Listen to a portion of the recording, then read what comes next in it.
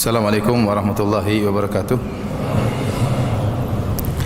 Alhamdulillahi ala ihsanih wa syukru lahu ala taufiqihi wa amtinanih wa asyhadu an la ilaha illallah wahdahu la syarika lahu ta'ziman li sya'nih wa asyhadu anna Muhammadan abduhu wa rasuluhu da'ila ridwani.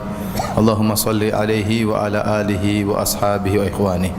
Hadirin dan hadirat yang dirahmati oleh Allah Subhanahu wa taala, kita bersyukur kepada Allah Subhanahu wa taala yang masih memberikan kita kesempatan untuk berkumpul di Masjid Allah dalam rangka untuk mempelajari ayat-ayat Allah Subhanahu wa taala, dan semoga kita termasuk dari hadis kaum yang disebutkan oleh Nabi sallallahu alaihi wasallam, majtama'a qaumun fi baitin buyutillah yatluna kitaballah wa yatadarasunahu bainahum illa nazalat alaihimus sakinah wa ghasyat bihimur rahmah wa hafat bihimul malaikatu wa dzakarhamullahu fi man indah. Tidaklah suatu kaum mereka berkumpul di suatu masjid, kemudian mereka membaca firman Allah dan mempelajari isi dari firman Allah tersebut, kecuali Allah akan turunkan bagi mereka ketenangan dan rahmat dan diliputi oleh para malaikat, dan Allah akan membanggakan mereka di hadapan para malaikatnya. Salawat dan salam tercurahkan selalu kepada junjungan Nabi Muhammad sallallahu alaihi wasallam dan juga keluarganya serta seluruh sahabat beliau tanpa terkecuali.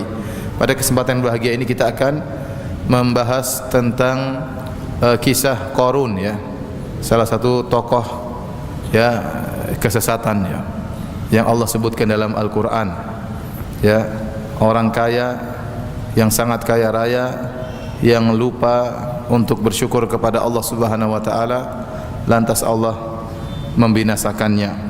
Dan Qarun disebutkan dalam Al-Qur'an dalam beberapa ayat. Di antaranya dalam surat Ghafir, ya, Allah berfirman, "Wa laqad arsalna Musa bi ayatina wa sultanin mubin ila fir'auna wa hamana wa qaruna faqalu sahirun kadzdzab." Sungguh kami telah mengutus Musa dengan ayat-ayat kami dan dengan keterangan yang nyata. Diutus kepada siapa? Ila fir'auna wa hamana wa qarun, kepada Fir'aun dan Haman. Haman adalah panglimanya Fir'aun, dan Qarun yaitu salah satu dari kaumnya Nabi Musa yang sangat kaya raya. Faqalu sahirun kadzdzab, namun mereka berkata bahwasanya Musa adalah penyihir dan pendusta. Sini jelas bahwasanya Qarun mendustakan Nabi Musa alaihissalam dengan mengatakan Musa adalah penyihir dan pendusta. Ya, dalam ayat yang lain Allah Subhanahu wa taala berfirman, wa qaruna wa fir'auna wa hamana wa laqad ja'ahum Musa bil bayyinati fastakbaru fil ardi wa ma kanu sabiqin. Dan juga Qarun, Fir'aun dan Haman, dan sungguhnya telah datang kepada mereka Musa dengan membawa bukti-bukti keterangan-keterangan yang nyata, akan tetapi mereka berlaku sombong di atas muka bumi, dan tiadalah mereka orang-orang yang luput dari kehancuran itu. Jadi Allah hancurkan mereka, baik Fir'aun maupun Haman maupun Qarun. Nah, Qarun ini secara khusus disebutkan oleh Allah kisahnya dalam surat Al-Qasas, ya, ayat 76 dan seterusnya. Ya, jadi kalau yang bawa Al-Quran silakan buka surat Al-Qasas surat ke-28, ya, ayat 76 hingga seterusnya. Allah Subhanahu wa taala berfirman tentang kisah Qarun, dan insyaallah saya akan membacakan kisah Qarun ini dari tafsir Ibnu Katsir. Dari tafsir Ibnu Katsir rahimahullahu taala. Allah Subhanahu wa taala berfirman, "Inna Qaruna kana min qaumi Musa fabagha 'alaihim wa atainahu minal kunuzi ma inna mafatihahu latanu'u bil usbati ulil quwwati idh qala lahu qaumuhu la tafrah innallaha la yuhibbul farihin." Allah Subhanahu wa taala berfirman, sungguhnya Qarun adalah termasuk kaumnya Nabi Musa. Tadi telah kita sebutkan Allah mengutus Nabi Musa kepada Fir'aun, kepada Haman dan kepada Qarun. Jadi Qarun termasuk dari kaumnya Nabi Musa. Namun ia melakukan kezaliman, aniaya terhadap kaumnya Nabi Musa.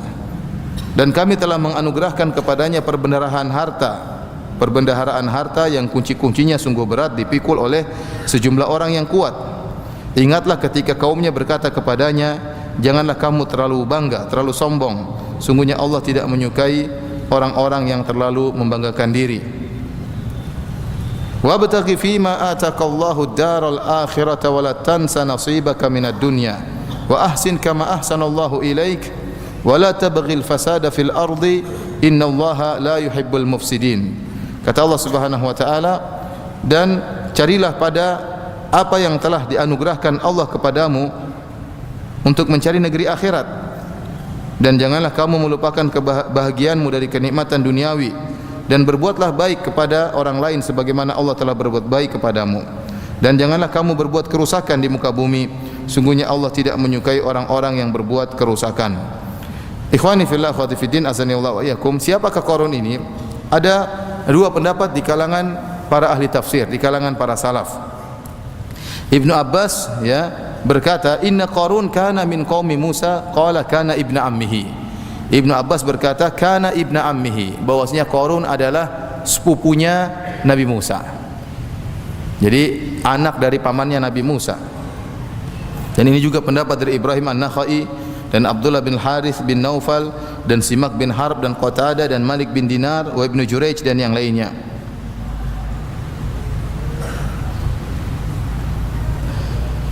Adapun pendapat yang kedua mengatakan bahwasanya Qarun adalah pamannya Nabi Musa. Yang pertama mengatakan Qarun adalah sepupunya Nabi Musa. Ibnu Jurayj berkata namanya Qarun adalah Qarun bin Yazhar bin Qahith. Adapun Musa bin Imran bin Qahith. Jadi satu kakek. Ayahnya Nabi Musa, Imran, bersaudara kandung dengan ayahnya Qarun, yaitu Yazhar. Jadi sepupuan. Ini pendapat yang pertama. Adapun pendapat yang kedua adalah Qarun adalah pamannya Nabi Musa. Bahkan Qatadah Ibnu Da'amah As-Sadusi berkata, kunna nuhaddithu annahu kana ibna ammi Musa wa kana yusamma al-Munawwar li husni sautihi bi Taurat. Kami dikabarkan bahwasanya Qarun ini adalah sepupunya Nabi Musa dan dia dijuluki dengan Al-Munawwar, yaitu seorang yang bercahaya, diberi cahaya. Kenapa? Karena begitu suaranya yang indah tatkala membaca Taurat. Walakinna aduwallahi nafaqa kama nafaqa Samiri. Akan tapi Qarun itu hanyalah seorang munafik, sebagaimana munafiknya Samiri.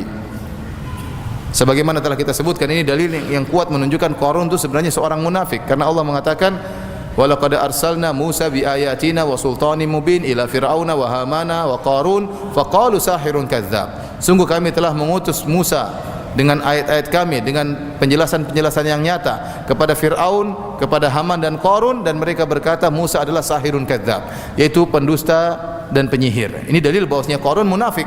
Dia tidak beriman kepada Nabi Musa. Hanya saja dia menampakkan di hadapan kaum Nabi Musa bahwasanya dia seorang yang saleh, dan dia sebenarnya tidak beriman kepada Nabi Musa. Ini pendapat sebagian salaf. Wa atainahu minal kunuzi, dan kami berikan kepada dia harta, yaitu yang sangat banyak, sampai-sampai kuncinya latanu'u bil usbati ulil quwwah, membuat sekelompok orang-orang yang kuat merasa berat mengangkat kunci-kuncinya tersebut. Kenapa? Terlalu banyak hartanya, kuncinya saja begitu banyak sehingga membuat orang-orang sulit untuk mengangkatnya. Di sini disebutkan dari sebagian salaf bahwasanya kanat mafatihu kunuzi Qarun min julud. Disebutkan bahwasanya kunci-kuncinya Qarun itu terbuat dari kulit. Kullu miftah mithlul usbu', dan setiap kunci seperti ukuran jari. Kemudian kullu miftah ala khizanatin ala hiddatihi, dan masing-masing satu kunci mewakili gudang, mewakili satu gudang hartanya. Kalau beliau terlalu sopan ya. Kalau si Qarun kalau si Qarun sedang berjalan, humilat ala sitina baglan, maka kunci-kuncinya diletakkan di atas 60 ekor bagol. Dan ada pendapat yang lainnya, wallahu a'lam, kata Ibnu Katsir rahimahullahu taala. Jadi hartanya sangat banyak. Itu bayangkan ya, kuncinya saja kalau dipukul oleh banyak orang, laki-laki yang kuat-kuat 10 orang mikul pada merasa berat. Ini baru kuncinya ya. Ya. Ternyata kalau dipikul kunci-kuncinya diletakkan di atas 60 ekor apa? Ekor begol ya. Diletakkan supaya korun jalan. Ini baru mikul kuncinya. Belum ternyata satu kunci mewakili satu gudang. Ini menunjukkan hartanya sangat banyak. Sehingga tatkala Allah tenggelamkan harta tersebut sampai ada istilah harta karun. Meskipun hartanya ketemunya di Kerawang, dikatakan apa? Harta karun. Padahal korun itu tempatnya bukan di Jawa, tempatnya di mana? Di Mesir atau sekitarnya. Namun saking banyaknya hartanya sampai dijadikan istilah, setiap harta yang ditemukan dalam bumi namanya harta apa? Harta karun. Padahal hartanya tidak sampai di sini. Namun ini menunjukkan saking banyak hartanya. Dan dia pun berjalan dengan penuh kesombongan. Idz qala lahu qaumuhu la tafrah, maka kaumnya menasihati, jangan kau sombong. Innallaha la yuhibbul farihin. Sungguhnya Allah tidak suka dengan orang-orang yang bangga karena kesombongan. Maka orang-orang soleh ini dari kaum Nabi Musa menasihatinya. Ya, mereka menasihatinya. Artinya jangan kau sombong dengan kekayaanmu. Sungguhnya Allah benci dengan orang-orang yang sombong. Kemudian Allah berfirman, "Wabtaghi fima atakallahu ad-daral akhirata wa la tansa nasibaka minad dunya." Hendaknya ini nasihat orang-orang soleh kepada Qarun.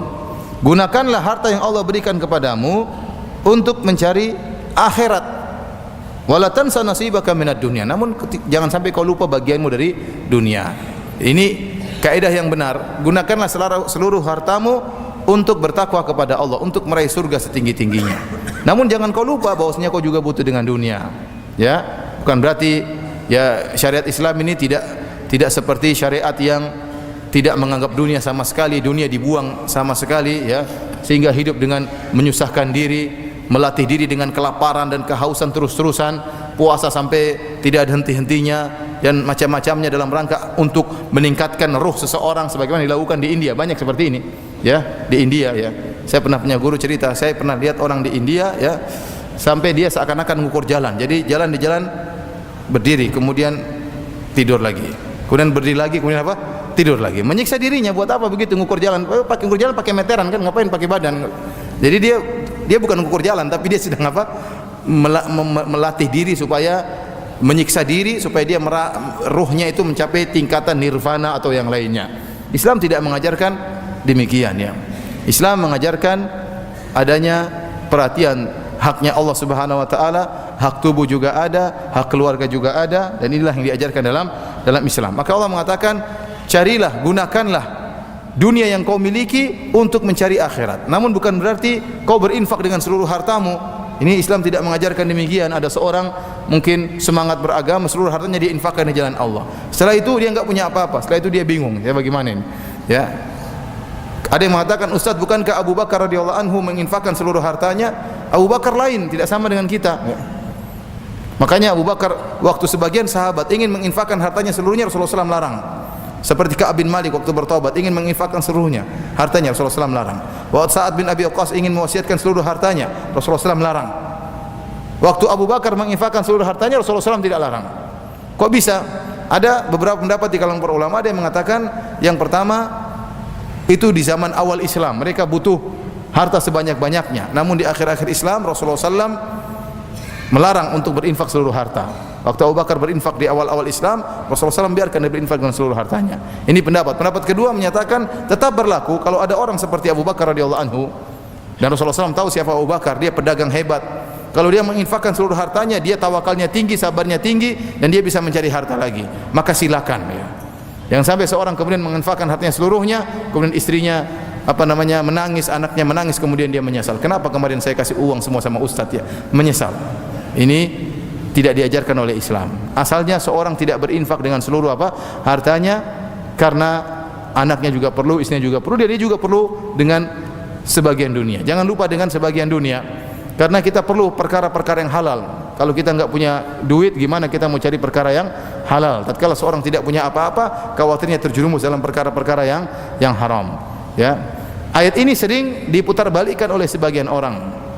Ya, Allah mengatakan, wabtaghi fima atakallahu ad-daral akhirah wala tansa nasibaka minad dunya. Jadikanlah hartamu untuk mencari surga.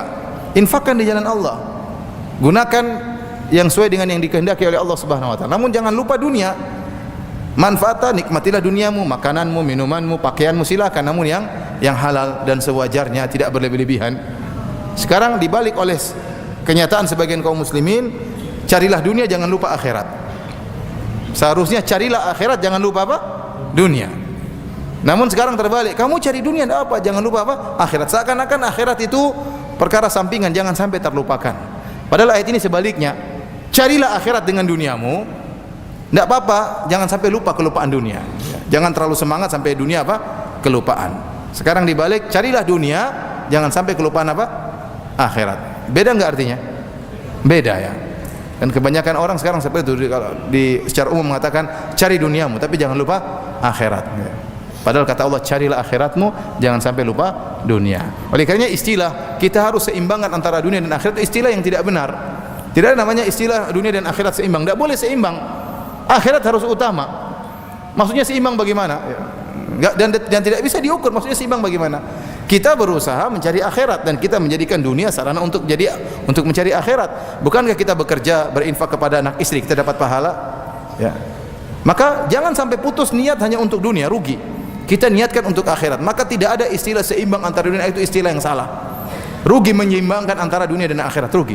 Kalau seandainya bisa diseimbangkan, maka rugi seorang menyeimbangkan antara dunia dan akhirat. Yang benar, kita berusaha semaksimal mungkin untuk mencari akhirat, dan tidak mengapa kita melakukan hal-hal yang mubah-mubah, yang boleh-boleh dalam rangka untuk mendukung tujuan kita ke akhirat. Karena perkara dunia ini banyak yang bisa kita jadikan untuk sarana akhirat. Bukankah berinfak kepada anak, kepada istri, umrah, kemudian haji, bersedekah, ya, ini semua bernilai akhirat. Berbakti kepada orang tua, menyenangkan orang tua, memberi pemberian kepada kerabat, semuanya bernilai akhirat. Jadi seorang berusaha menjadikan dunianya seluruhnya untuk akhirat, dan tidak mengapa sebagiannya untuk perkara-perkara yang mubah sebagaimana ayat ini. Taib hadirin dan hadirat yang dirahmati oleh Allah Subhanahu wa taala, sebagaimana dalam hadis, fa inna li rabbika 'alaika haqqan, sungguhnya Rabbmu punya hak, ya. Ya, jangan sampai sebagian orang salah paham, ya. Dia terlalu berlebihan dalam satu porsi sehingga lupa untuk kewajibannya terhadap keluarganya. Sebagaimana kisah antara Abu Darda dengan Salman dalam Sahih Al-Bukhari. Tatkala Salman Al-Farisi yang mengunjungi Abu Darda, maka Salman melihat istrinya mutabadzila. Mutabadzila itu tidak rapi, kurang perhatian. Beda kalau seorang wanita menunggu istrinya, harusnya dia pakaiannya rapi, tapi istrinya Abu Darda kurang perhatian, pakaiannya kurang rapi. Maka Salman bertanya, kenapa bisa demikian? Mana Abu Darda? Maka Ummu Darda berkata, akhuka Abu Darda laisa lahu hajatun ila dunya. Bahwasanya saudaramu Abu Darda tidak punya keperluan, dia tidak punya keperluan dengan dunia. Ini isyarat dari Ummu Darda. Dengan perkataan ini Salman paham, oh bahwasanya Ummu Darda mengeluh bahwasanya suaminya kurang perhatian sama dia. Tidak perlu dia banyak omong. Dia tidak perlu bilang, oh suamiku aduh enggak pernah pulang ke rumah, aduh enggak. Tapi dengan mengatakan, adapun saudaramu dia tidak begitu butuh kepada dunia, Abu Darda paham. Salman paham bahwasanya Abu Darda ini ada masalah. Maka ditunggulah Abu Darda. Begitu Abu Darda pulang ke rumah, dihidangkanlah makanan bagi Salman sebagai tamu Salman. Maka waktu Salman mau makan, Salman mengatakan, ayo makan. Kata Abu Darda, saya sedang puasa. Luar biasa. Kata Salman, saya tidak akan makan sampai kau juga ikut makan. Akhirnya Abu Darda terpaksa berbuka apa? Puasa. Kemudian tatkala malam hari tidur, baru awal malam Abu Darda sudah ingin bangun salat malam. Salman bilang belum waktunya. Tengah malam bangun lagi ingin salat malam. Kata Salman, belum waktunya. Sampai terakhir tatkala sudah sepertiga malam terakhir, maka Abu Darda dan Salman pun salat malam. Setelah itu Salman menasihati Abu Darda dengan mengatakan, fa inna li rabbika 'alaika haqqan, sungguhnya Rabbmu punya hak, kau salat, kau puasa. Wa li nafsika 'alaika haqqan, badanmu juga punya hak untuk istirahat. Wa li ahlika 'alaika haqqan, istrimu juga punya hak untuk kau cumbui, untuk kau mesrai, ya. Wa li zawrika 'alaika haqqan, bahwasanya tamumu juga punya hak. Fa'ati kulladzi haqqin haqqahu, maka berilah masing-masing orang itu haknya. Abu Darda waktu mendengar nasihat Salman, dia pun pergi menuju Nabi SAW. Dia laporkan kepada Nabi tentang nasihat Salman. Nabi berkata, shadaqa Salman, Salman benar. Salman benar. Oleh karenanya jangan sampai seorang berlebihan dalam satu porsi sehingga lupa bahwasanya dia punya kewajiban yang lain ya. Karena mengurus anak, mengurus istri itu juga adalah untuk akhirat ya. Islam tidak mengajarkan kita berlebihan dalam satu porsi kemudian mengabaikan dan mentumbalkan ya, menjadikan yang lain menjadi tergadaikan. Ya, makanya kalau ada orang misalnya keluar berdakwah berbulan-bulan, istrinya tidak pernah dia perhatikan, anaknya tidak dia perhatikan, ini salah seperti ini. Rasulullah SAW saja kalau jihad dia bawa istrinya, terkadang lebih dari satu dia bawa istrinya, ya, dia punya perhatian, ya. Rasulullah SAW disebutkan tatkala ada sebagian sahabat belajar, ya, yang tentang apa namanya hadis sebagian sahabat pemuda-pemuda yang belajar sama Nabi 20 hari, setelah 20 hari Rasulullah SAW melihat mereka seakan-akan rindu untuk pulang. Maka Rasulullah SAW bertanya tentang keluarga mereka, mereka jelaskan. Rasulullah SAW pulang, sudah 20 hari kelamaan, ya, suruh pulang bertemu dengan keluarganya karena kelamaan berpisah dengan keluarga, ya. Jadi jangan sampai seorang berlebihan dalam satu porsi sehingga akhirnya mengorbankan porsi yang lain. Jadi mau saya ikhwan, ya, kita berusaha mencari akhirat, berusaha dalam segala hal kita niatkan karena akhirat. Anda bekerja niatnya karena akhirat, Anda berinfak kepada anak istri niatnya untuk akhirat, Anda memberi hadiah kepada orang tua niatnya untuk akhirat, sehingga seluruh keringat kita keluar karena Allah Subhanahu wa taala. Menyenangkan istri, wa fi buti ahadikum sadaqah, Anda menggauli istri Anda sedekah, ya. Lasta tunfiqu nafaqatan tabtaki biha wajhallah illa ujirta 'alaiha, tidaklah engkau memberikan nafkah menyuap ke mulut istrimu kau berharap pahala karena Allah kecuali kau dapat ganjaran dari Allah Subhanahu wa taala, ya, sampai luqmatal lati taj'aluhu fi imra'atik, sampai suapan yang kau berikan kepada mulut istrimu itu juga mendapatkan pahala. Jadi segala urusan dunia kita niatkan agar bernilai akhirat, ya. Jadi jangan disangka bahwasanya ibadah cuma baca Quran, cuma ini, enggak, semuanya bernilai ibadah, ya. Karenanya di sini Qarun dikatakan oleh, dinasihati oleh kaumnya Nabi Musa yang saleh, wabtaghi fima atakallahu daral akhirah, jadikanlah apa yang Allah berikan kepadamu untuk mencari akhirat. Berarti dunia itu sudah diberikan, dunia itu sarana untuk mencari apa? Akhirat. Ya, tadi kita infakkan di jalan Allah, kita berikan kepada anak istri di jalan Allah, kita infakkan di hal-hal yang dicintai oleh Allah Subhanahu wa taala. Kemudian mereka menasihati juga, wa ahsin kama ahsanallahu ilaik, ya, berbuat baiklah engkau kepada hamba-hamba Allah yang lain sebagaimana Allah telah berbuat baik kepadamu, ya. Wala tabghi al-fasada fil ard, dan janganlah engkau, ya, ingin melakukan kerusakan di atas muka bumi. Yaitu dengan apa? Dengan kau menggunakan hartamu tidak sesuai dengan yang Allah atur, ya. Kau gunakan untuk maksiat, kau hamburkan sia-sia, ya. Kau membelikan harta yang tidak diperlukan. Ini semua bentuk melakukan kerusakan di atas muka bumi dan bentuk maksiat kepada Allah Subhanahu wa taala, ya. Kalau punya harta gunakan yang seperlunya, yang bermanfaat. Ya, jangan sampai berlebih-lebihan. Ya, sampai saya sering bercerita, saya pernah ditanya oleh seorang, "Ustaz, bolehkah saya ini sudah sedekah, kemudian orang-orang miskin pun sudah saya kasih bantuan Ustaz, saya sudah bayar zakat. Bolehkah saya beli tas harganya 600 juta?" Saya bilang tidak boleh. Ngapain beli tas 600 juta? Terlalu mahal, ya. 600 juta fungsinya buat apa? Apakah fungsinya luar biasa? Bisa nyimpan mobil dalam tas tersebut? Ya, enggak bisa kan? Ya paling juga tasnya kecil, harganya 600 juta buat apa? Malu, di samping rumah banyak orang miskin, banyak orang kesusahan, kemudian kita beli tas harganya 600 juta. Ini israf, berlebih-lebihan. Ini bentuk maksiat kepada Allah Subhanahu wa taala. Kata Allah, "Wa kulu washrabu wa la tusrifu." Makan dan minum jangan berlebih-lebihan. Ya, keluarkan hartamu tapi jangan berlebih-lebihan. Ente orang kaya boleh ente beli tas mahal, boleh. Namun jangan, ya, ente orang kaya punya uang triliunan, bolehlah beli harga tas 30 juta. Mungkin enggak apa-apa bagi ente, ini orang kaya biasa. Tapi beli tas 600 juta buat apa? Kalau bukan untuk sombong, ya. Tas 600 juta buat apa? Maka saya bilang hukumnya haram, tidak boleh. Ya, karena ini bentuk apa? Berlebih-lebihan.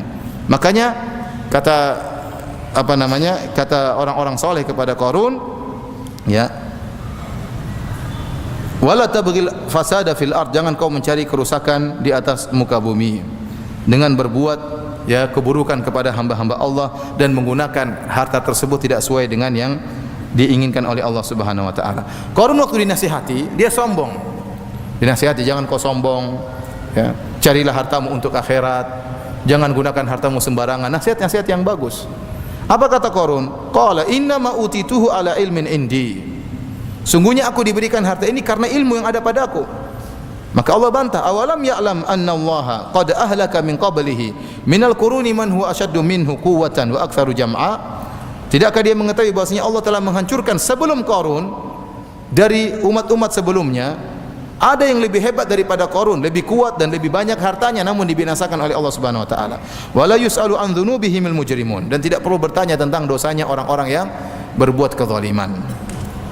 Allah Subhanahu wa taala dalam ayat ini menjelaskan tentang jawaban Qarun terhadap kaumnya yang menasihati dia kepada kebaikan. Dan dia mengatakan, saya ini diberi harta oleh Allah karena saya memiliki ilmu. Ya. Ibnu Katsir mengatakan, ada yang berpendapat Qarun mengatakan Allah mengetahui saya berhak untuk dapatkan harta ini. Jadi dia ujub. Dia mengatakan, kenapa saya dikasih harta oleh Allah? Karena Allah tahu saya berhak dapatkan harta ini. Ya. Jadi dia ujub ya. Dia merasa karena dia memang berhak. Kenapa? Karena Allah cinta kepadaku. Dan ini sangat berbahaya karena ini bentuk ujub. Dan ini pendapat yang dipilih oleh Hafidz Ibnu Katsir rahimahullah. Adapun ada pendapat lain dari sebagian salaf mengatakan, Qarun mengatakan, innama utituhu ala ilmin indi, saya itu bisa punya harta banyak karena saya punya ilmu, yaitu saya punya ilmu kimia yang bisa merubah logam biasa menjadi emas sehingga harta saya banyak. Namun ini dibantah oleh Hafidz Ibnu Katsir rahimahullah dalam tafsirnya, ya, karena kata Ibnu Katsir, ya, tidak mungkin ada seorang bisa merubah hakikat suatu menjadi yang lain kecuali hanya Allah Subhanahu wa taala. Tidak mungkin batu bisa dirubah jadi emas kecuali yang merubahnya siapa? Allah Subhanahu wa taala. Manusia tidak akan sampai ilmunya sampai ilmu demikian batu dirubah menjadi emas. Adapun Qarun dikatakan bisa merubah batu menjadi emas atau bisa merubah besi menjadi emas, maka ini tidak benar. Karena yang bisa melakukannya hanyalah Allah Subhanahu wa taala, ya. Oleh karenanya Allah Subhanahu wa taala dalam hadits qudsi mengatakan, wa man azlamu mimman dhahaba yakhluqu ka khalqi falyakhluqu dzarratan. Siapakah yang lebih zalim tatkala Allah mencela orang-orang yang tukang foto, tukang gambar makhluk bernyawa dan tukang pahat makhluk bernyawa, tukang patung. Kata Allah, dan siapa yang lebih zalim dari orang-orang yang ingin mencipta seperti ciptaanku? Falyakhluqu dzarratan. Kalau mereka mampu, coba ciptakanlah semut. Wal yakhluqu syairatan, kalau bisa mereka mampu, coba ciptakanlah gandum. Allah tantang. Jadi untuk meniru Allah saja tidak boleh, ya, meniru ciptaan Allah Subhanahu wa taala. Ya, mungkin seorang bisa bikin patung-patungan tapi tidak bisa menghidupkannya. Mungkin seorang bisa buat semacam biji-bijian tapi kalau ditanam tidak bakalan tumbuh. Makanya Allah tantang, kalau kau bisa coba ciptakan semut atau ciptakan apa? Gandum yang bisa ditanam, bisa sembuh. Semut hewan yang kecil namun tidak ada yang bisa menciptakannya. Ya.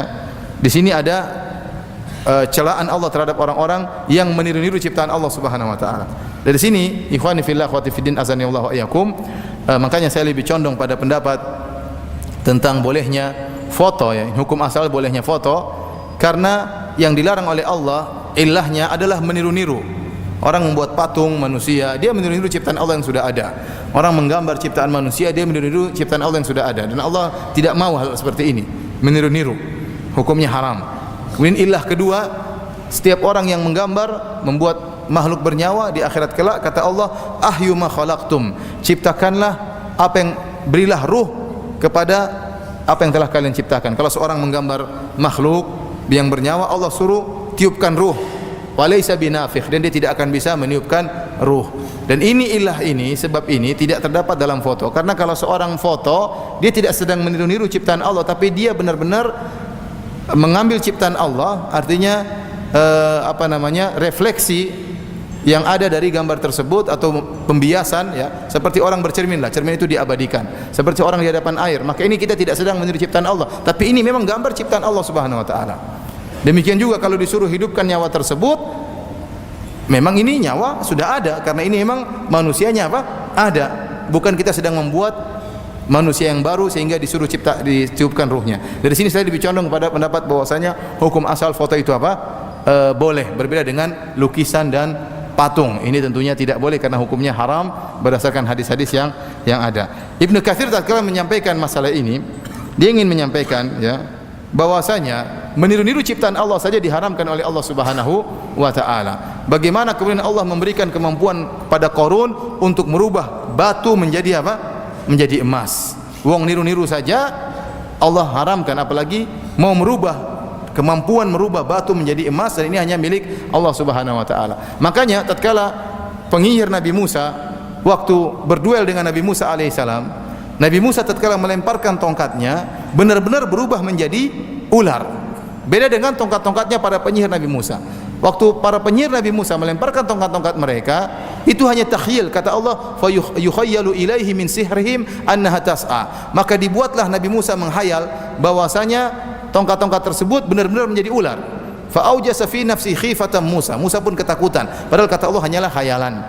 Begitu Nabi Musa melemparkan tongkatnya benar-benar jadi ular. Inilah yang membuat penyihir Fir'aun beriman, karena mereka tahu berubahnya tongkat Nabi Musa menjadi ular ini bukan sihir, tapi benar-benar berubah. Yang mampu merubah tongkat menjadi ular itu hanyalah Allah Subhanahu wa taala. Karenanya dari sini para ulama mengatakan tidak ada sihir misalnya merubah manusia menjadi dia punya ilmu sihir kemudian dia merubah jadi babi ngepet misalnya. Ini tidak, sebagian ulama mengatakan tidak bisa seperti itu, kecuali orang dikutuk oleh Allah. Adapun kemampuan dia untuk jadi babi kemudian balik lagi jadi manusia, kemudian dia berubah menjadi tikus berjalan-jalan, ini tidak ada. Ya, ini tidak ada, karena tidak ada yang mampu merubah kemampuan seperti itu kecuali Allah Subhanahu wa taala. Penyihir tidak mampu. Yang penyihir mampu lakukan adalah membuat khayalan pada mata, halusinasi, sehingga manusia tersebut seakan-akan hewan, seakan-akan besar, seakan-akan kecil. Adapun merubah dari bentuk manusia menjadi babi, ini hanyalah Allah Subhanahu wa ta'ala, tidak mampu dilakukan oleh penyihir. Wallahu a'lam bishawab. Baik, hadirin dan hadirat yang dirahmati oleh Allah Subhanahu wa taala, ya. Jadi Qarun dia merasa sombong dan angkuh, dia mengatakan saya ini dapat harta karena saya punya ilmu. Ini perkataan orang-orang yang ujub. Maka kita jauhi dari perkataan seperti ini. Jangan sampai tatkala Anda berhasil Anda mengatakan oh karena saya memang pinter, karena saya memang banyak pengalaman, ya.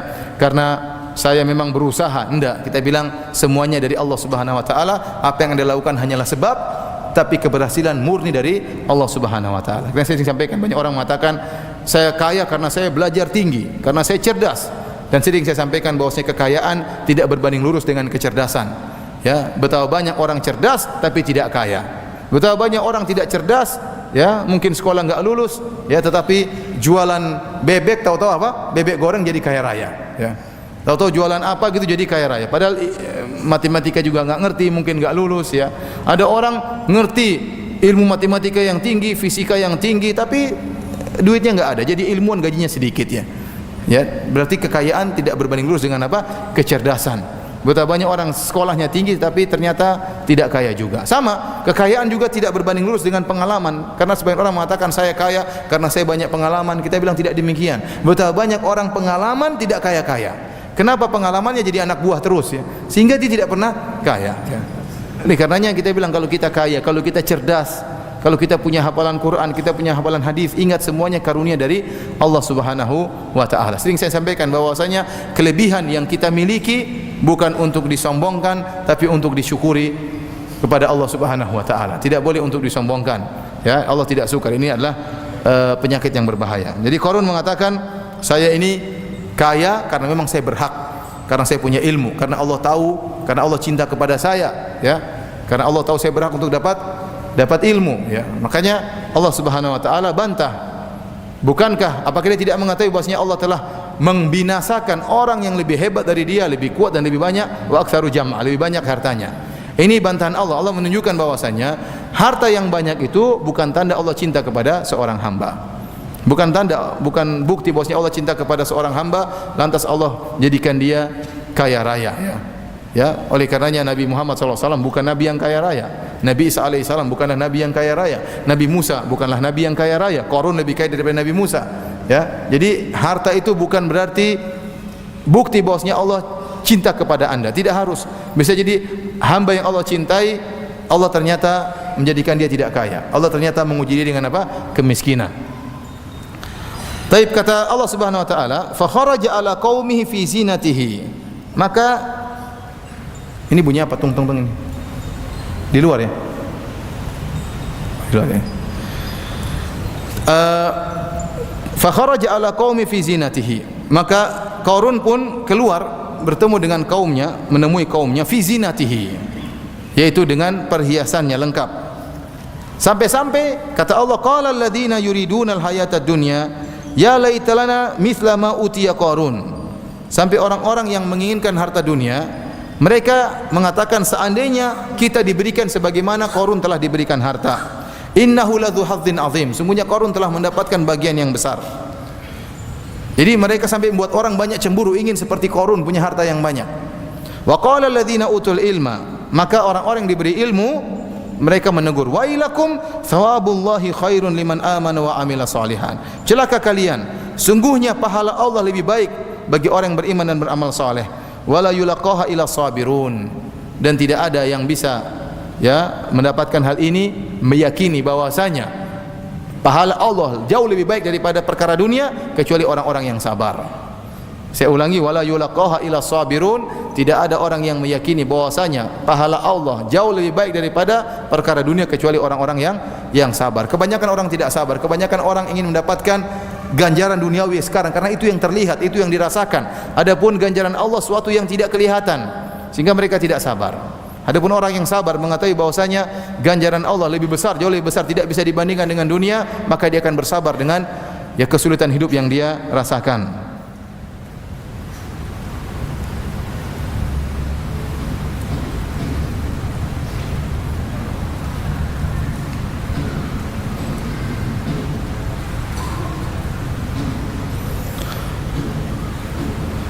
Baik, hadirin dan hadirat yang dirahmati oleh Allah Subhanahu wa taala, Ibnu Katsir berkata, yaqulu ta'ala mukhbiran an Qarun innahu kharaja dzata yaumin ala qaumi fi zinatin 'azimah. Allah mengabarkan bahwasanya Qarun suatu hari keluar di hadapan kaumnya dengan perhiasan yang sangat besar. Wa tajammulin bahir, dengan keindahan yang sangat menakjubkan. Min maraqib wa malabisa alaihi, dengan kendaraan yang luar biasa, dengan pakaian yang sangat indah. Wa ala khadamihi wa hashamihi, dengan dia bawa anak buahnya, pembantu-pembantunya, dia bawa algojo-algojonya, semuanya. Satu ini dia lagi puncak-puncaknya sombong, lagi pamer, dia bawa semua kendaraannya, dia bawa semua pembantu-pembantunya, dia bawa semua penjaga-penjaganya. Falamma ra'ahu man yuridul hayatad dunya wa yumilu ila zakharifiha wa zinatiha tamannau. Tatkala orang-orang yang senang dengan dunia melihat Qarun, melihat keindahan harta Qarun, melihat begitu banyaknya harta Qarun, melihat indahnya bajunya Qarun, melihat begitu banyak anak buahnya, begitu banyak algojonya, begitu banyak pembantu-pembantunya, tamannau allau kana lahum mithlu ladzi utiya. Maka mereka berangan-angan, coba kita diberikan seperti oleh Allah, seperti Allah berikan kepada Qarun. Sungguhnya innahu lahu hadzin azim, sungguhnya dia telah memiliki bagian yang besar, mendapatkan bagian yang banyak dari dunia. Tatkala orang-orang yang berilmu mendengar pernyataan orang-orang miskin yang ingin kaya seperti mereka, seperti Qarun, maka mereka mengingatkan, ini orang soleh mengingatkan orang yang hanya pandangan dunia. Wailakum thawabullahi khairun liman amana wa amila shalihan. Celakalah kalian, jangan kalian berharap seperti yang ada pada Qarun. Sungguhnya ganjaran Allah jauh lebih baik daripada dunia tersebut. Itu harta yang begitu banyak, yang gudangnya begitu banyak, yang kuncinya kalau bisa sulit dipikul oleh 10 orang, yang dibawa oleh 60 begol, itu tidak ada apa-apanya kata mereka. Pahala Allah jauh lebih besar. Bagaimana tidak, kata Nabi sallallahu alaihi wasallam, rakaatul fajri khairun minad dunya wa ma fiha. 2 rakaat sebelum subuh lebih baik daripada dunia dan seisinya. 2 rakaat sebelum subuh ini pahalanya lebih banyak dari pahalanya Qarun, daripada hartanya Qarun nanti di akhirat. Tidak bisa dibandingkan dengan hartanya Qarun, tidak ada apa-apanya. Tapi ini tadi butuh kesabaran, butuh keyakinan. Wa ma yulaqaha illa sabirun. Tidak ada yang bisa meyakini hal ini kecuali orang-orang yang sabar. Bukankah dalam hadis qudsi Allah telah berfirman, a'datu li ibadiyas salihin ma la ainun ra'at wa la udhunun sami'at wa la khatar ala qalbi bashar. Aku telah siapkan bagi hamba-hambaku yang saleh di surga kelak kenikmatan yang tidak pernah dilihat, tidak pernah didengar, bahkan tidak pernah terbetik dalam hati. Jadi kenikmatan di surga itu ada 2 model. Kenikmatan yang kita tidak pernah lihat tapi kita pernah dengar. Di antaranya apa? Kita pernah dengar tentang sungai di surga. Kita dengar tapi kita enggak tahu. Kita dengar sungai tersebut ada sungai susu, ada sungai madu, ada sungai khamr, ada sungai air segar. Kita dengar tentang buah-buahan. Buah-buahan di surga tidak pernah berhenti, tidak pernah terputus, mudah dijangkau, mudah dimakan. Kita dengar tentang pembantu-pembantu di surga yang mereka berjalan mengelilingi penghuni surga sambil membawa minuman, tinggal dituang, kita tinggal minum. Kalau masuk surga, kita dengar juga di surga bahwasanya ada bidadari-bidadari yang luar biasa namun tidak pernah kita lihat, dan tidak bisa kita bayangkan. Ada kenikmatan-kenikmatan yang tidak pernah kita dengar juga, tidak pernah terbetik dalam hati juga, tidak pernah. Mana kenikmatan tersebut? Allah tidak ceritakan. Kenapa? Karena kita tidak mampu untuk menghayalkannya. Karena memang nalar kita tidak bakalan sampai. Kenikmatan di surga Allah tidak pernah ceritakan. Kata Allah, tidak pernah terlihat, tidak pernah terdengar, bahkan tidak pernah terbetik. Kenikmatan apa itu tidak bisa diceritakan oleh Allah karena tidak kemampuan kita untuk menghayalkannya. Sama saya gambarkan, seandainya Anda mundur 200 tahun lalu, ketemu dengan orang-orang 200 tahun lalu. Terus Anda bilang, ini ada alat namanya iPad, bisa begini. Kira-kira orang 200 tahun lalu bilang Anda apa? Anda gila ya, stres. Anda tidak bisa bayangkan ada suatu benda namanya apa? iPad. Ada benda namanya HP, bisa ngomong dari jauh, bisa kelihatan, video call. Dia enggak percaya. Kenapa? Nalarnya tidak sampai. Nah, Allah Subhanahu wa taala menyembunyikan amalan ganjaran-ganjaran tersebut yang ada di surga yang tidak pernah terbetik dalam hati kita.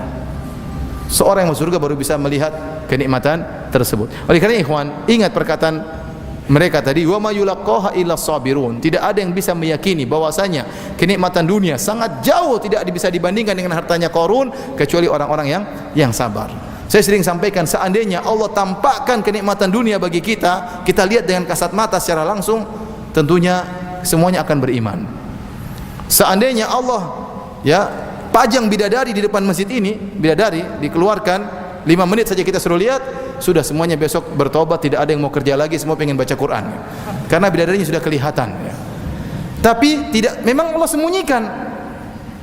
Dan Allah memuji alladzina yu'minuna bil ghaib, itu orang-orang yang beriman dengan apa? Yang ghaib. Dan ini tidak mudah. Kebanyakan orang beriman dengan apa yang dia lihat. Lihat orang lebih kaya, dia ingin. Seperti tadi ini, orang-orang yang lihat Qarun, pingin lihat orang mobilnya lebih mewah, kepingin seperti itu. Lihat orang yang rumahnya lebih mewah, pingin seperti itu. Ingat pahala Allah lebih besar. Makanya Nabi SAW mengatakan, labbaik Allahumma la aisha illa aishul akhirah. Ya Allah, tidak ada kehidupan yang sungguhnya kecuali kehidupan apa? Akhirat. Kalau Anda terpedaya dengan mobil mewah, Anda punya mobil biasa-biasa saja. Anda terpedaya dengan rumah yang mewah, sebenarnya rumah Anda belum lunas juga ya. Itu pun sederhana ya. Maka Anda bilang apa? La aisha illa aishul akhirah. Tidak ada kehidupan yang sungguhnya kecuali kehidupan apa? Akhirat. Ini kehidupan ini hanya sementara. Kita diuji. Yang penting kita saleh, kita bertakwa kepada Allah. Nanti di akhirat lebih daripada itu semua. Ini hanya orang-orang yang bersabar yang bisa demikian. Baik, kita lanjutkan. Akhirnya tatkala Qarun di puncak-puncak kesombongan, kendaraan mewahnya dikeluarkan, mungkin kudanya, mungkin ontanya, mungkin begolnya, semuanya dikeluarkan. Bajunya yang begitu indah dia pakaikan kepada anak buahnya. Dia lagi pamer ini. Di puncak-puncak kesombongannya, Allah pun benamkan dia. Fa khasafna bihi wa bidarihil arda. Maka kami benamkan dia dan rumahnya pun sekalian dibenamkan, hartanya pun sekalian dibenamkan. Semuanya, pembantunya semuanya dibenamkan, harta-hartanya semua dibenamkan. Fama kana lahu min fi'atin yansurunahu. Tidak ada yang bisa tolong dia. Pembantunya tidak bisa tolong, algojonya bisa tolong, semuanya dibenamkan oleh Allah Subhanahu wa taala. Min dunillah, tidak ada yang bisa menolong dia kecuali Allah Subhanahu wa taala. Wa ma kana minal muntasirin, dan dia tidak termasuk dari yang tertolong. Wa asbaha alladhina tamannaw makanahu bil amsi yaquluna wa ka'anna Allah yabsutur rizqa liman yasha. Maka jadilah orang-orang yang kemarin berangan-angan punya harta seperti Qarun, maka mereka pun menyesal. Mereka mengatakan, sungguhnya Allah Subhanahu wa taala tidaklah kalian tahu bahwasanya Allah memberikan rizki kepada yang Allah cinta, yang Allah sukai min ibadihi wa yaqdirulah, dan Allah menyempitkan harta kepada sebagian hamba yang Allah cintai. Ya, jadi Allah beri harta kepada orang yang kafir, Allah juga kasih harta. Tidak mesti Allah berikan harta kepada orang yang Allah benci dan yang Allah cintai. Orang kafir dikasih harta, orang mukmin juga dikasih harta. Tapi kalau iman hanya Allah berikan kepada orang yang Allah cintai. Laula an manna Allahu alaina la khasafa bina. Seandainya Allah berikan harta kepada kita seperti diberikan kepada Qarun, kita bakalan juga ditenggelamkan oleh Allah Subhanahu wa taala. Wa ka'annahu la yuflihul kafirun. Sungguh tidak beruntung orang-orang yang kafir. Ini dalil bahwasanya Qarun adalah seorang yang kafir, namun dia munafik. Dia menampakkan dia saudaranya, sepupunya Nabi Musa. Dia menunjukkan dia cinta pada Nabi Musa. Dia menunjukkan bahwasanya dia beriman kepada Nabi Musa. Ternyata dia hanyalah seorang munafik, sehingga Allah benamkan. Jadi kata mereka ini ya, nikmat dari Allah tatkala Allah tidak berikan kepada mereka ya harta seperti Qarun. Jadi sebagian ulama mengatakan, ya ikhwan, kalau Anda melihat orang kaya dari pandangan yang adil ya, sungguhnya Anda akan tahu bahwasanya jadi orang miskin itu juga nikmat ya. Benar atau tidak? Enggak benar, Ustaz. Maksud saya, kalau miskin sekali memang enggak bagus juga. Rasulullah SAW berlindung daripada kefakiran, karena kefakiran itu susah memang. Maksud saya, hidup tidak, antum yang penting cukuplah, ya. Mau ada apa aja cukup, mau ini cukup, cukup. Tapi maksudnya tidak perlu harus kaya raya. Ya, saya punya teman banyak orang kaya, ya. Saya teman orang kaya, ya. Tempat ngisi pengajian kaya-kaya luar biasa, uangnya enggak tahu seberapa. Tapi saya juga tidak ingin seperti mereka. Lebih enak jadi ustaz, ya. Tidak mesti sebenarnya antum kira orang kaya itu hidupnya sederhana, tidak, maksudnya mereka juga susah, ya. Kalau orang punya harta banyak, punya mobil banyak, takut mobilnya hilang, ya. Kemudian punya pengawal yang banyak. Kalau punya perusahaan, takut ada persaingan. Dengar berita-berita ternyata ekonomi begini, ketakutan juga, ya. Ya. Kemudian apa? Banyaklah. Kalau sudah musim lebaran, mikir gimana THR buat anak buah, pikir juga pusing. Ya, banyak, ya. Jadi mereka juga pusing, ya. Banyak mereka khawatirkan juga, ya. Antum sama orang kaya apa bedanya sih? Ya. Beda tipis, ya. Kalau mereka makan, antum makan atau tidak? Makan juga, ya. Kalau mereka tidur, apa ente tidak tidur? Ente juga tidur kan? Tidur. Belum tentu mereka bisa tidur seperti ente. Mungkin sebelum tidur dia mikir bagaimana perusahaan saya, bagaimana ini anak buah saya begini, masalah ada tender. Belum tentu mereka bisa tidur dengan cepat. Kalau ente mau lihat dengan adil, ya, maksud saya demikian, ya. Kemudian mereka selalu check up, periksa kesehatan, pusing juga, ada kolesterol sedikit, anda sedikit pusing. Kalau ente tahu-tahu mati, kan santai aja. Enggak pernah periksa, tahu-tahu apa? Meninggal dunia. Insyaallah meninggal dunia masuk surga, alhamdulillah.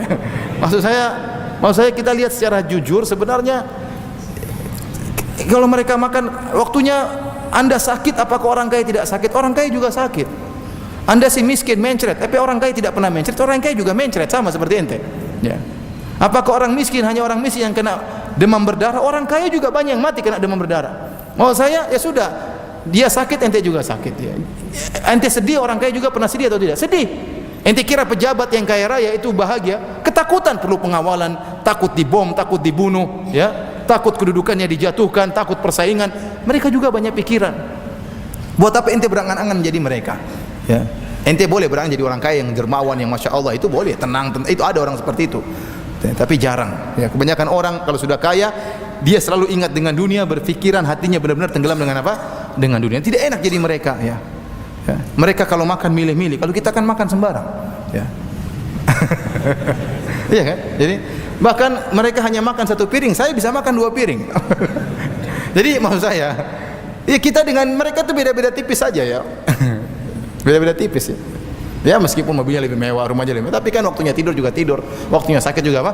Sakit, ya.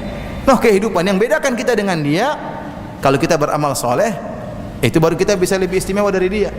Tapi kalau kita sudah miskin juga malas beribadah, ya repot seperti itu. Nanti miskin di dunia, miskin juga di akhirat, ya. Repot. Makanya saya katakan bahwasanya, ya, ini mereka mengatakan kita diberi nikmat oleh Allah tatkala tidak dikasih harta seperti Qarun. Kenapa kalau dikasih harta seperti Qarun bisa lupa diri, akhirnya apa? Akhirnya sombong dan ditenggelamkan oleh Allah Subhanahu wa taala. Ya. Sombong itu Ibnu Katsir menyebutkan hadis-hadis yang menjelaskan bagaimana orang dibenamkan dalam bumi. Jadi Qarun dibenamkan dalam bumi, dibenamkan dalam bumi, ya. Di antaranya seorang bisa dibenamkan dalam bumi karena kesombongan, karena pakaiannya.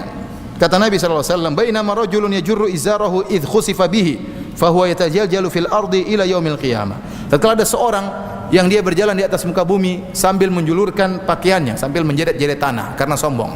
Dia ingin tunjukkan, saya punya kain banyak nih, kain saya sampai apa namanya menjeret-jeret di tanah, ya. Sombong, maka Allah tenggelamkan dia dalam bumi. Kenapa? Karena kesombongan dalam hatinya.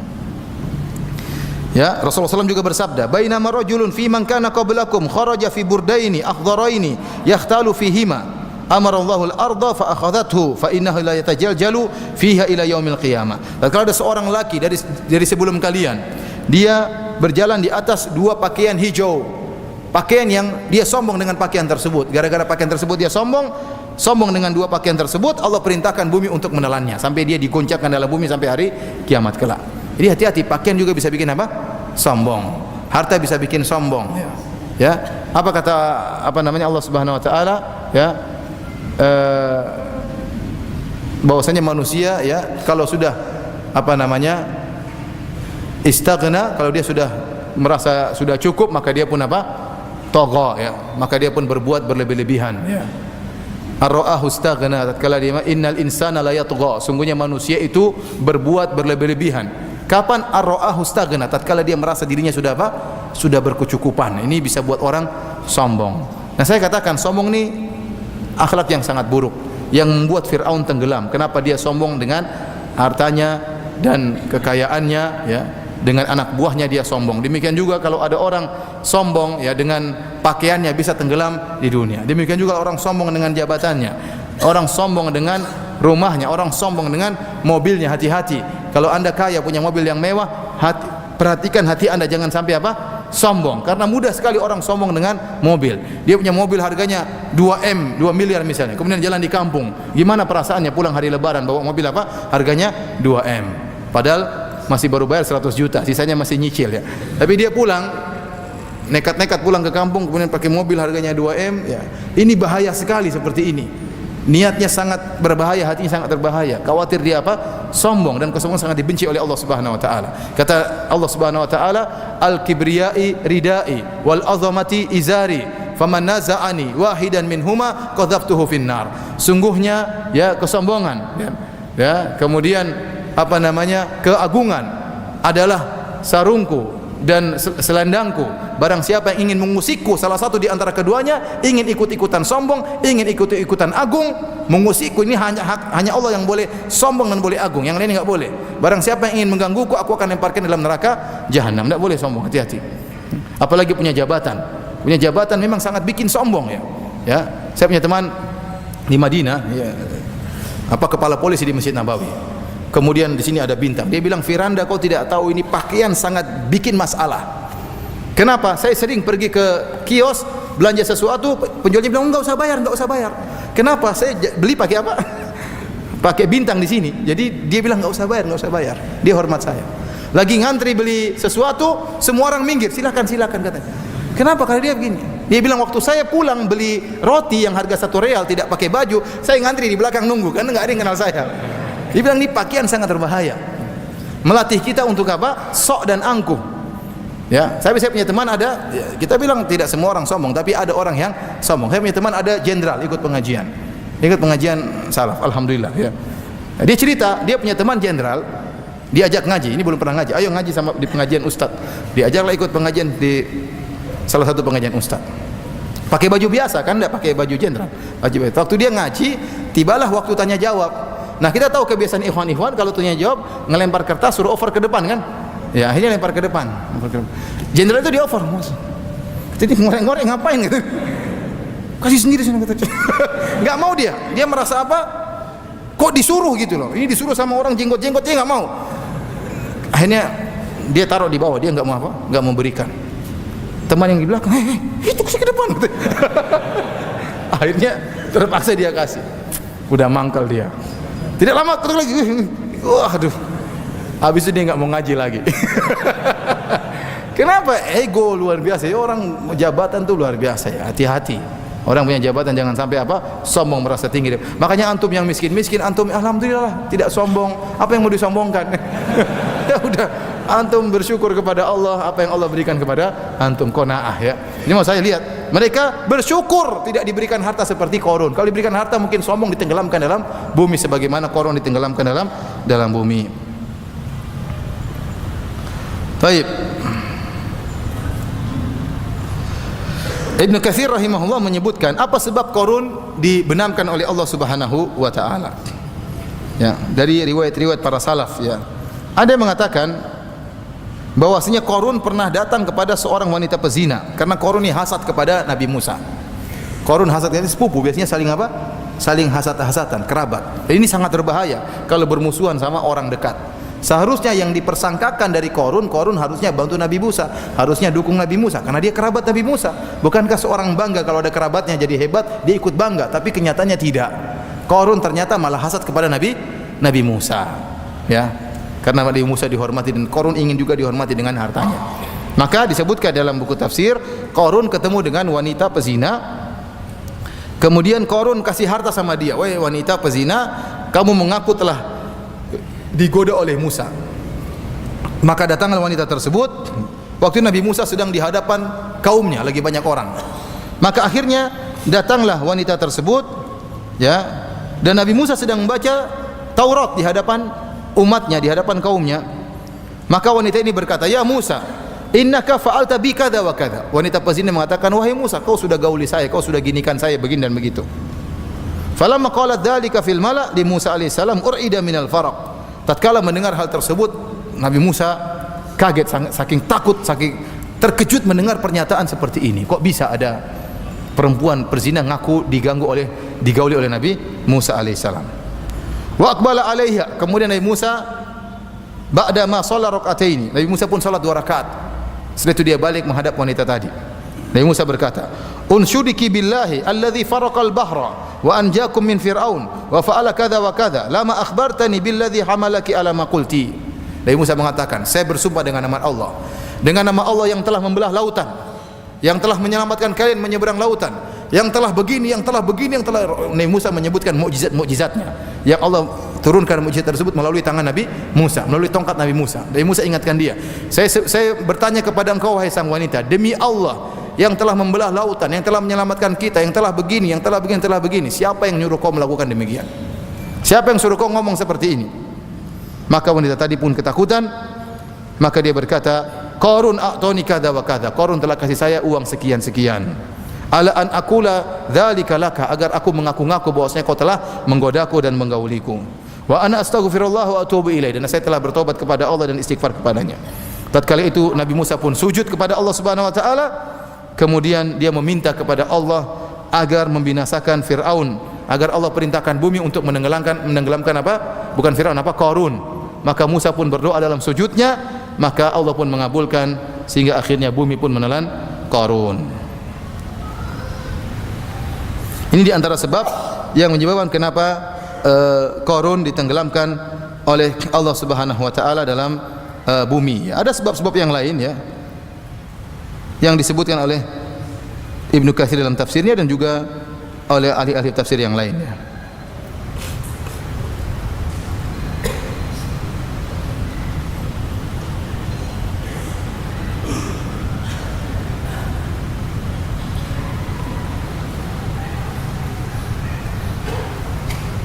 Setelah itu Allah Subhanahu wa taala berfirman, ya, jadi sebagian ulama mengatakan hati-hati, ya.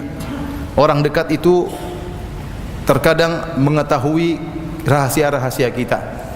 Tatkala dia kemudian memusuhi kita sangat berbahaya. Kenapa? Dia mengetahui tempat-tempat titik-titik lemahnya kita. Tidak diduga oleh Musa, ternyata Qarun sepupunya sendiri atau pamannya sendiri ternyata memusuhi dia. Ini perkara yang sangat menyedihkan. Oleh karena hati-hati, terkadang kita harus berhati-hati juga dengan orang yang dekat dengan kita.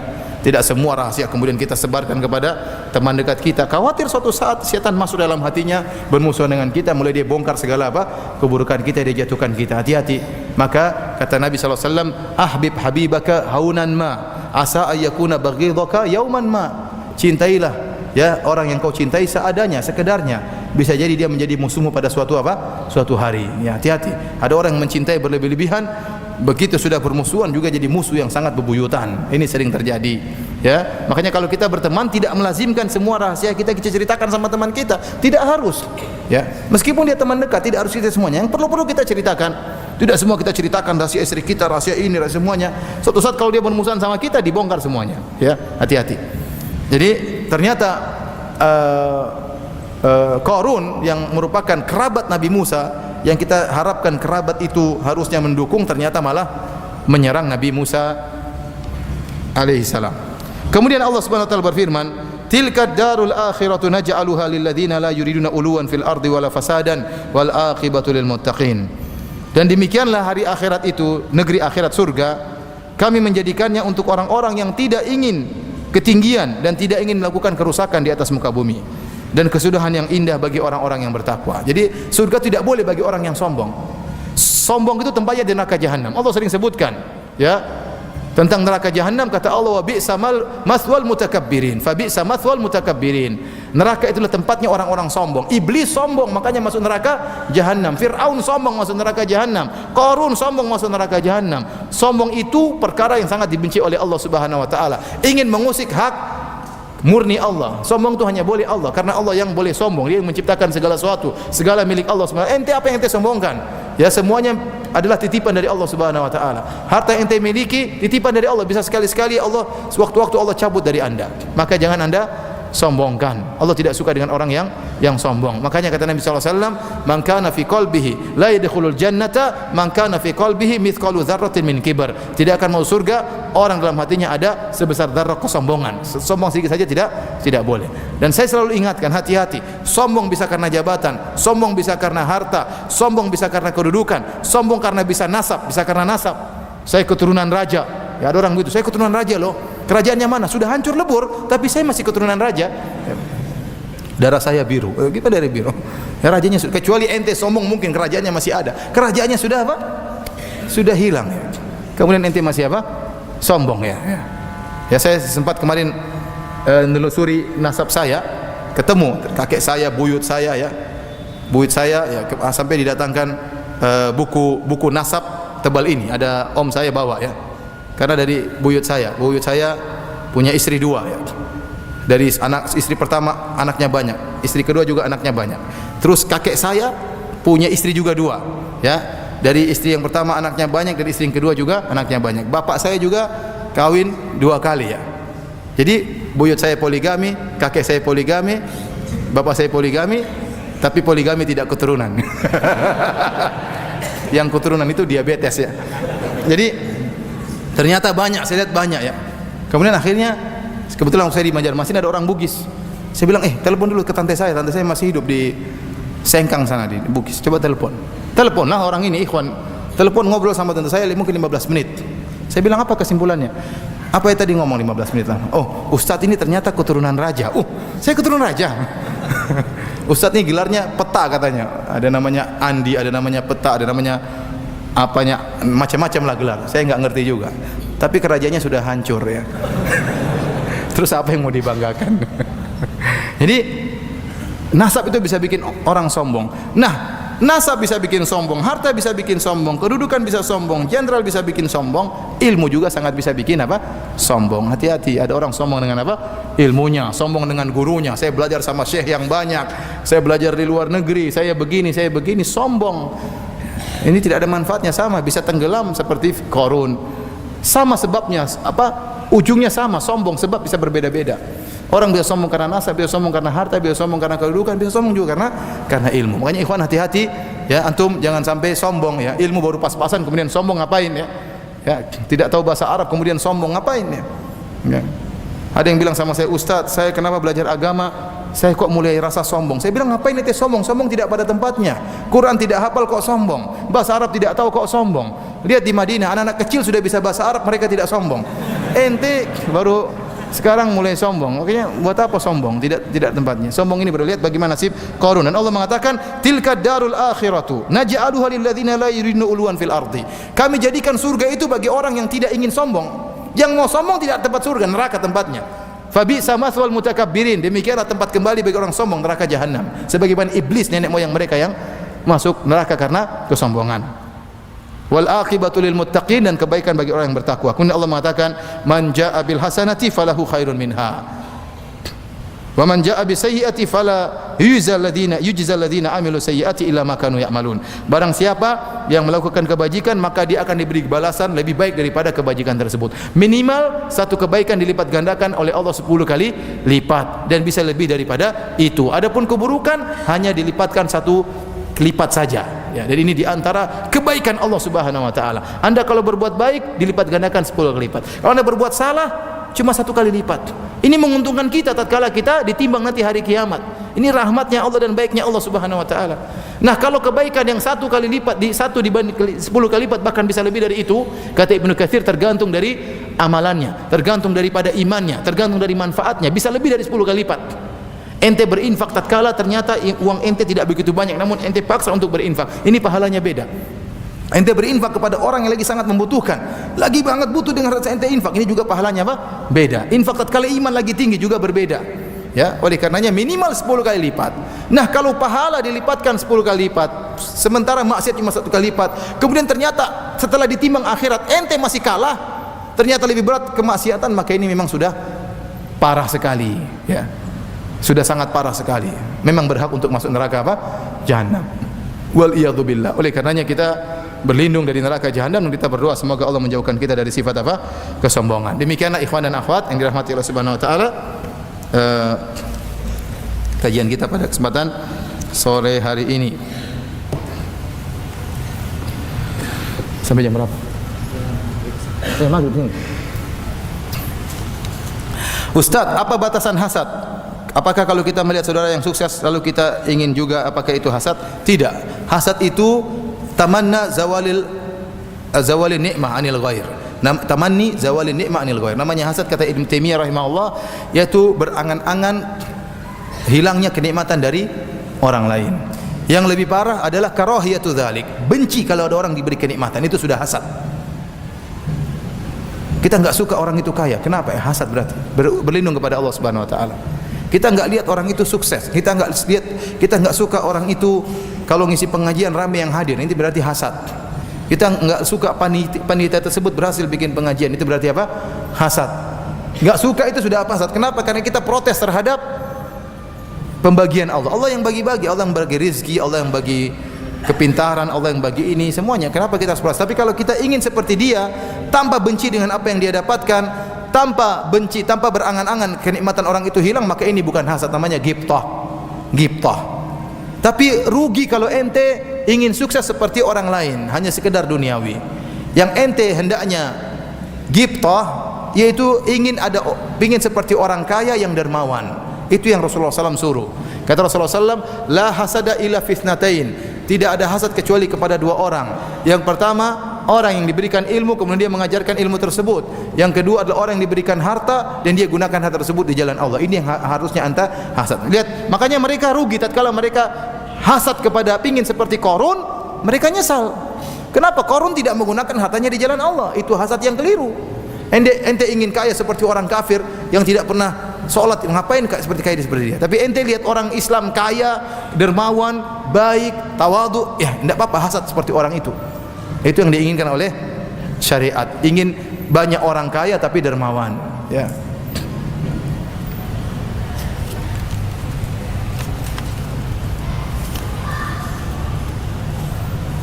Saudara sepupu 8 tahun terkena sihir dan meninggal 2 minggu lalu. Apakah dia masuk surga?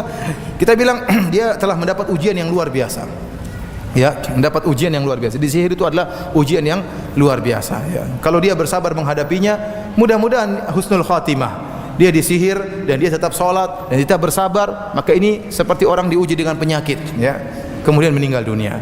Maka mudah-mudahan dia mendapatkan husnul khatimah. Adapun urusan surga bukan urusan kita. Itu urusan Allah Subhanahu wa taala. Ya, karena ini musibah. Tetapi kalau dia menghadapi musibah tersebut dengan marah-marah, dengan ngamuk-ngamuk tanpa ada kesabaran, maka ini tercela seperti itu.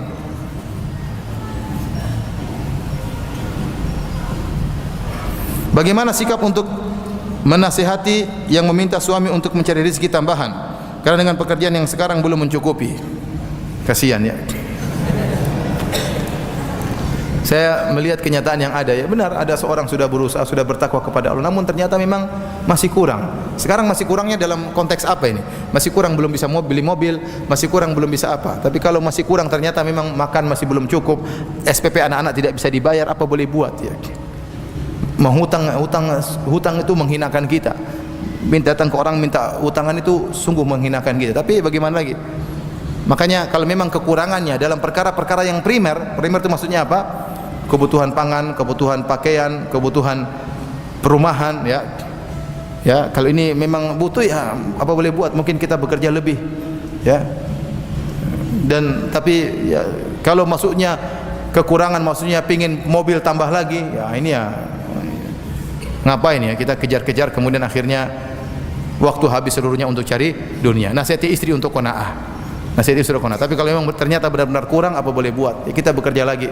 Tapi jangan lupa waktunya sholat, ya. Waktunya beribadah, ya. Jangan sampai dunia menjadi pengatur kita, ya.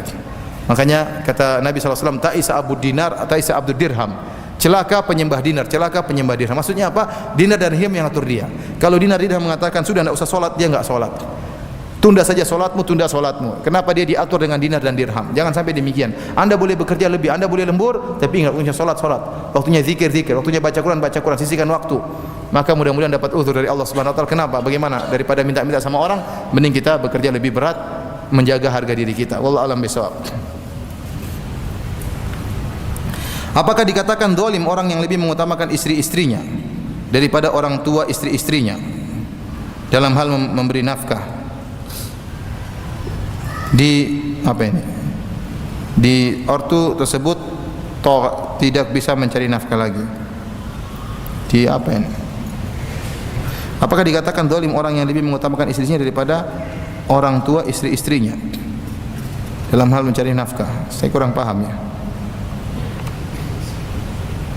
Saya kurang paham maksudnya.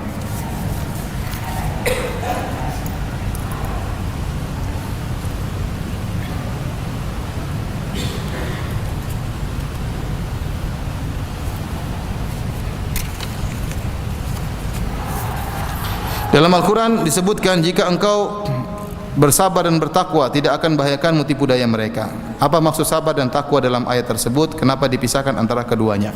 Jadi takwa, kebajikan, ini dua kalimat yang kalau dipisahkan maka satunya mengandung makna yang lain. Contohnya disebutkan takwa. Takwa ya berarti mencakup berbuat amal soleh, mencakup meninggalkan maksiat. Tapi kalau disebutkan wa ta'awanu bil birri wa taqwa, ini digabungkan. Berarti takwa sendiri, al bir maknanya lain. Takwa artinya menjauhi kemaksiatan, al bir artinya melakukan apa? Kebajikan. Paham? Nah, kalau disebutkan takwa dan sabar, sabar adalah salah satunya melakukan apa? Kebajikan. Takwa lebih condong kepada perkara-perkara untuk meninggalkan apa? Kemaksiatan. Ya, kenapa? Karena kalau orang sedang diuji biasanya dia tergoda untuk melakukan maksiat, mengambil uang haram ya, dan macam-macamnya. Maka bertakwa, bersabar kepada Allah disertai dengan takwa.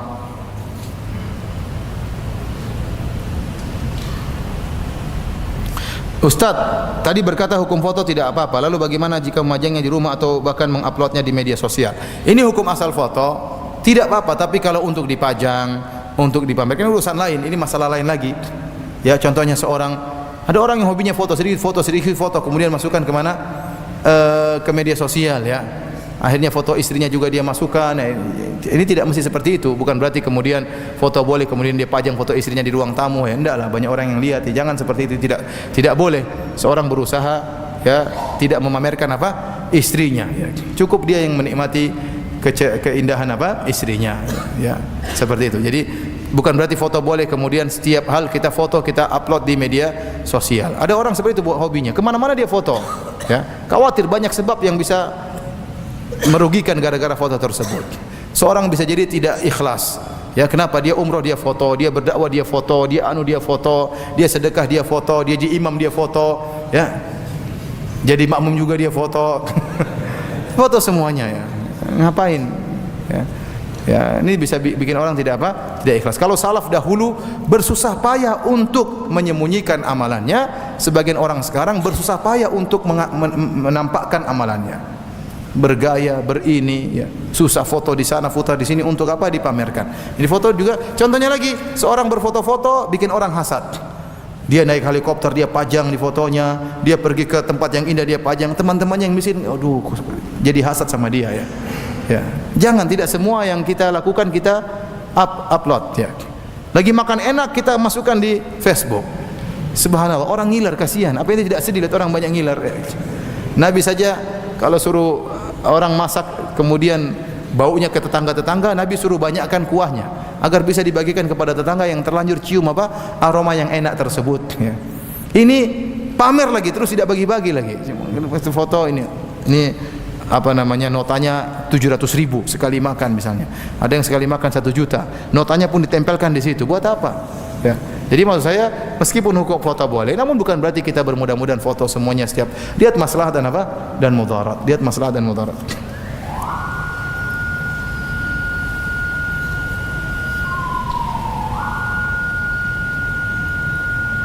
Saya pernah berbuat syirik dengan menanamkan sesuatu dalam pondasi rumah saya. Namun saya telah bertobat. Akankah tobat saya diterima? Insya Allah diterima. Kenapa yang harus dilakukan? Apakah saya harus membongkar rumah saya dan mengeluarkan kembali apa yang kalau mungkin silakan, kalau enggak membuat rumah kemudian hancur lebur, ya jangan. Ya udah, bertobat kepada Allah Subhanahu wa taala, tidak usah diyakini hal tersebut.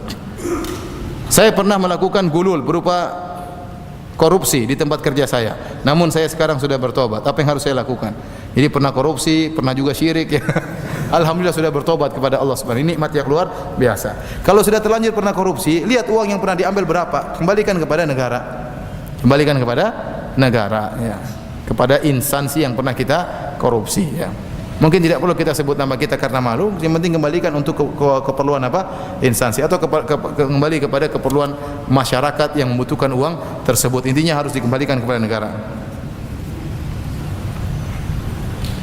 Apakah benar manusia bisa melihat jin? Sebagaimana di media elektronik mereka mengaku bisa melihat jin, bahkan ada yang mau melukis bentuk jin setelah melihatnya.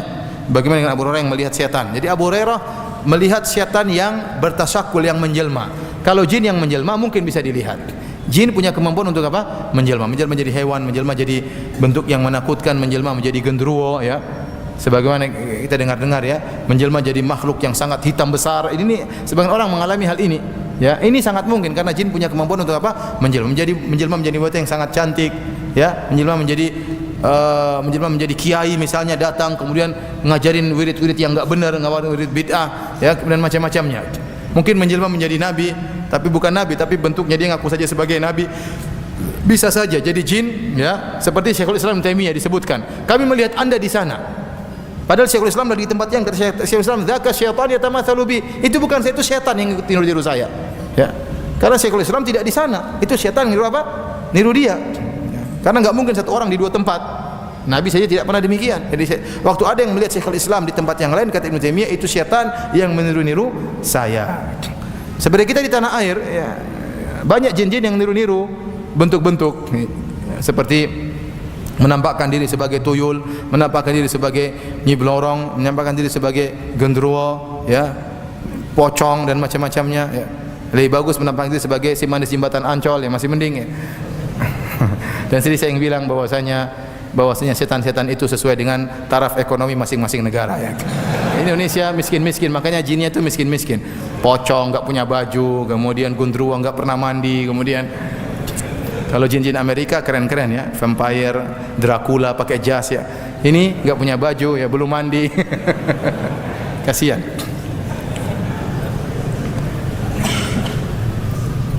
Apa hukum orang yang membuka usaha akan tapi dia meminta bantuan dukun untuk melariskan dagangannya? Syirik. Dia bertobat kepada Allah Subhanahu wa taala. Yakinlah bahwasanya keberhasilan tersebut bukan dari dukun, tapi dari siapa? Allah Subhanahu wa taala. Jangan lagi datang ke dukun tersebut, jangan lagi setoran kepada dukun tersebut, ya. Ini adalah kesyirikan. Apa hukumnya jika dia bersedekah dari keuntungan penjualan tersebut? Kalau sudah bertobat, bersedekah enggak jadi masalah. Apa hukumnya jika dia berumrah dan berhaji dari hasil keuntungan tersebut? Yang jelas dia bertobat kepada Allah Subhanahu wa taala. Sebenarnya hasil tersebutlah hasil yang halal, ya. Hanya saja dia menggunakan apa? Bantuan jin dan syaitan, ya, maka dia bertobat kepada Allah Subhanahu wa taala, jangan dia apa? Mengulangi lagi, ya. Yang setelah sekarang berjalan, yang telah lalu biarlah berlalu, dia sudah bertobat kepada Allah, yang berjalan sekarang dia manfaatkan di jalan Allah Subhanahu wa taala.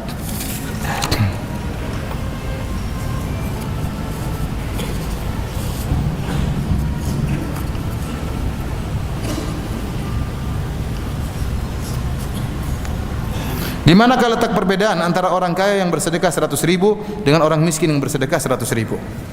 Ya, bedanya satunya miskin, satunya kaya. Dan apa namanya? Bisa jadi ya si miskin dengan kemampuannya segitu, ya, bisa jadi pahalanya lebih besar. Karena kalau ditinjau dari persenan hartanya 100.000 itu sudah persennya banyak. Ya, sementara kalau 100.000 dari orang kaya yang orang itu uangnya triliunan, 100.000 itu enggak ada nilainya sama sekali. Bisa jadi, wallahu alam bisawab, ya.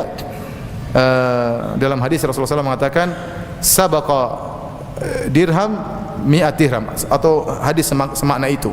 1 dirham mengalahkan 100 dirham, ya.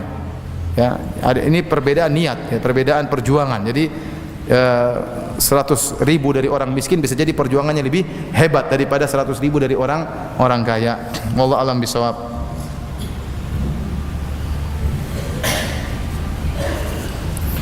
Ustaz, saya pernah baca menyimpan foto yang tertulis, jadilah engkau di dunia seperti orang asing dan pengembara.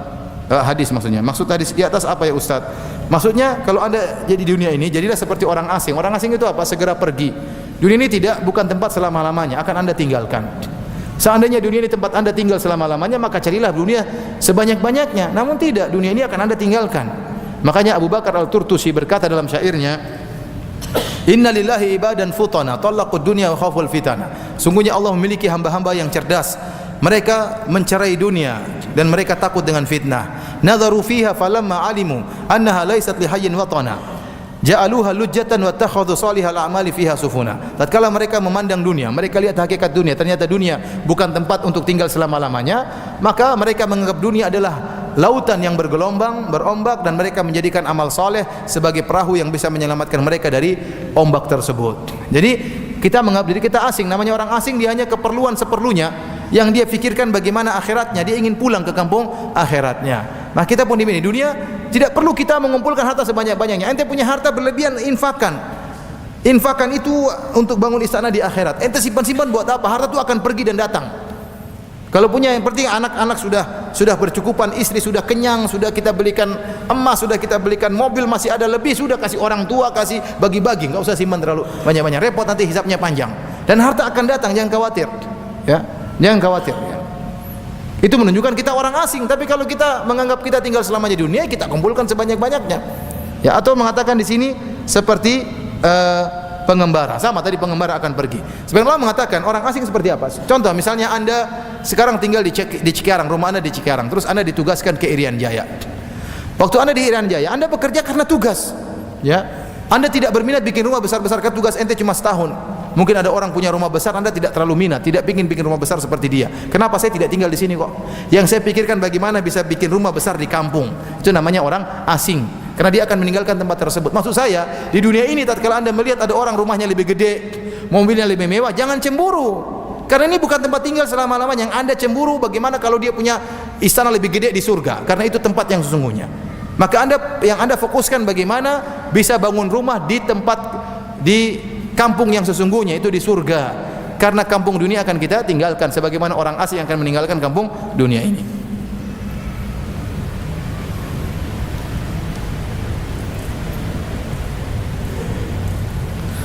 Anda punya hajat ingin ta'aruf dan melamar, namun terkendala sedikit rezeki.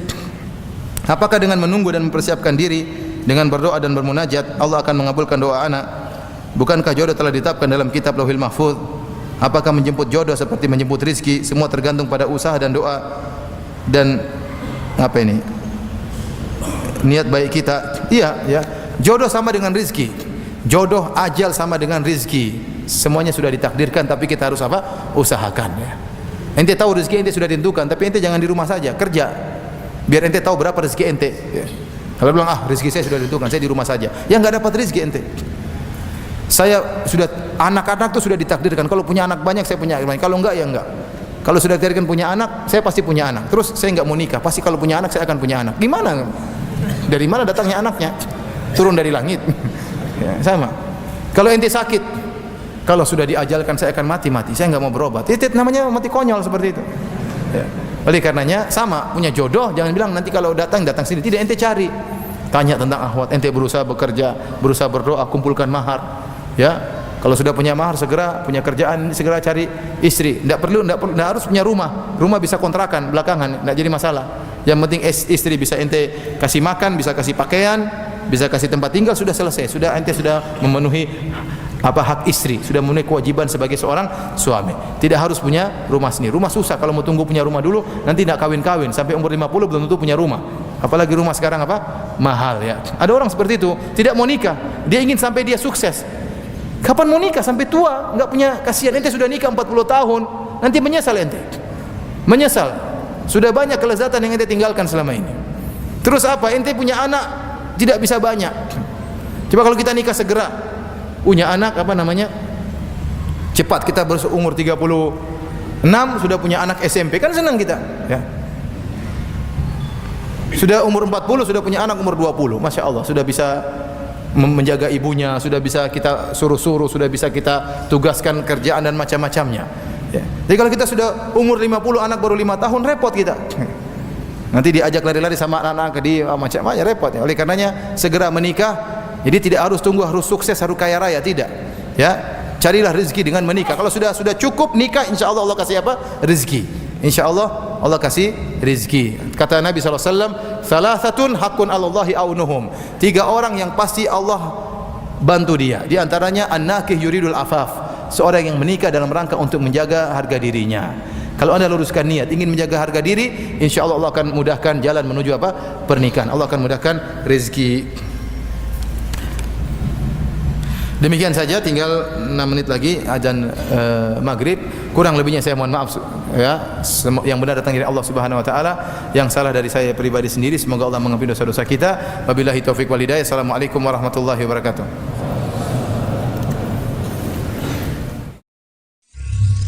Al-jazaa'ul ihsani illa al-ihsan.